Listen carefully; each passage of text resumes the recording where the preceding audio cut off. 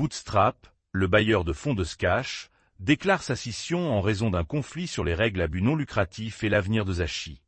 Bootstrap, le bailleur de fonds à but non lucratif de Scash, a déclaré que les tensions en matière de gouvernance provenaient des limites des investissements extérieurs à but non lucratif, à la suite d'une scission avec Electric Coin Company.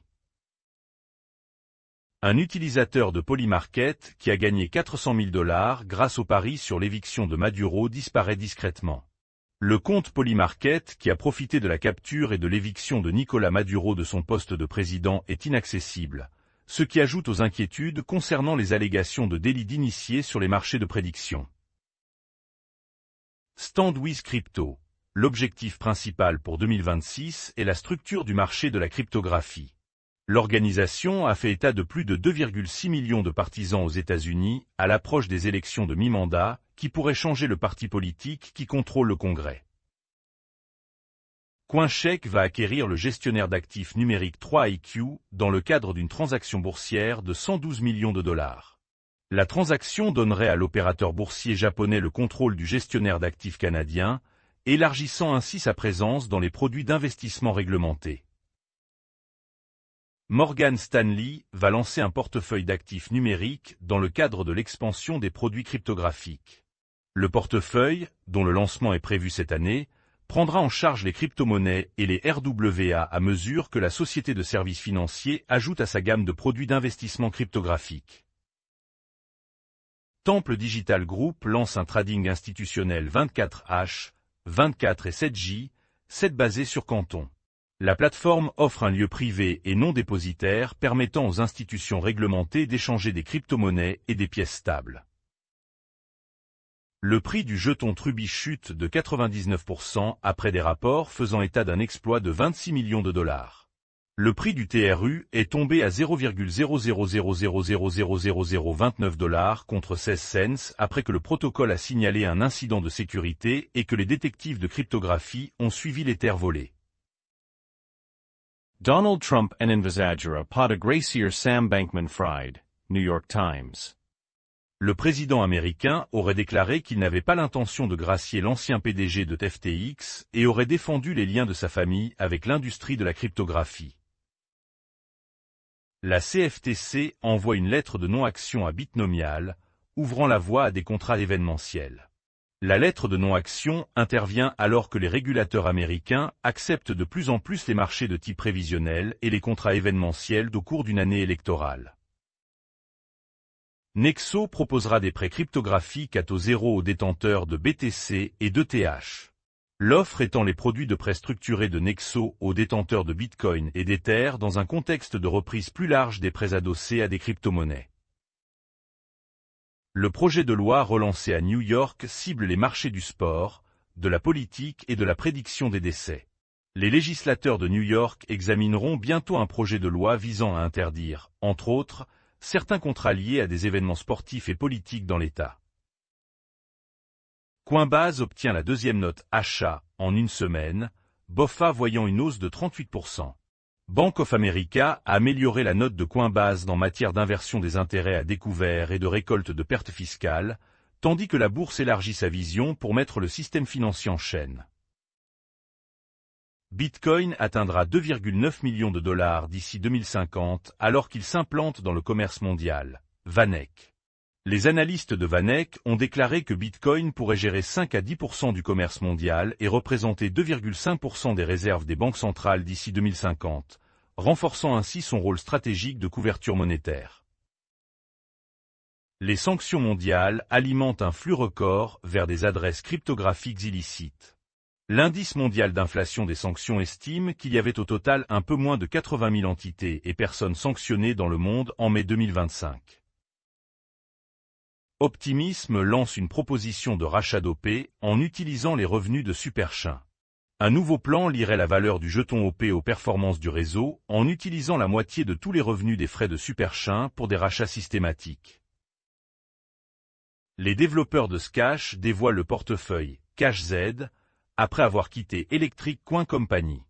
Les employés qui ont quitté en masse Electric Coin Company mercredi lancent un nouveau portefeuille Scash, invoquant la nécessité de revenir au principe cypherpunk et d'évoluer plus rapidement. Bitcoin est désormais vert à 56,7%. Voici comment il pourrait devenir encore plus propre. L'exploitation minière de Bitcoin accélère le déploiement des énergies renouvelables, remplace le chauffage aux combustibles fossiles, élargit l'accès à l'énergie et réduit les émissions de méthane à grande échelle. Les flux de stablecoins pourraient atteindre 56 000 milliards de dollars d'ici 2030. Bloomberg. L'adoption accrue des pièces stables par les institutions et les pays en proie à une instabilité économique pourrait porter les flux de paiement en pièces stables à 56 000 milliards de dollars d'ici 2030. Le krach du marché de la cryptographie en octobre a marqué la fin de l'ère du rendement facile. BitMEX. BitMEX affirme que l'ère de l'argent facile via les opérations d'arbitrage est probablement morte lors du krach d'octobre, alors qu'une spirale de liquidation a laissé de nombreux teneurs de marché nus. L'Iran est coupé d'Internet. Voici comment la crypto pourrait encore fonctionner. Les manifestations ont commencé en Iran en réponse à la détérioration des conditions économiques et alors que le rial iranien atteignait des niveaux records par rapport au dollar américain. Le plus haut tribunal de Corée du Sud déclare que le Bitcoin détenu en bourse peut être saisi. La décision confirme que Bitcoin dans les comptes d'échange coréens est un objet de saisie en vertu du droit pénal, alignant Séoul sur les pratiques d'application des États-Unis et de l'UE. La UKFCA ouvrira une passerelle de licences cryptographiques pour les entreprises en septembre 2026. Les entreprises britanniques de cryptographie doivent obtenir l'autorisation de la FCA bien avant le début du régime de cryptographie en octobre 2027, sous peine de faire face à des restrictions transitoires sur les nouveaux services. Les ETF Bitcoin et Ether ont perdu plus d'1 milliard de dollars, alors que les flux de trésorerie s'inversent au début de 2026. Après un bref rebond en janvier, les ETF au comptant américain Bitcoin et Ether ont connu d'importants rachats, prolongeant une tendance prudente amorcée après la réinitialisation du marché en octobre. Une vulnérabilité découverte dans le code de jalonnement de Babylon pourrait ralentir la production de blocs.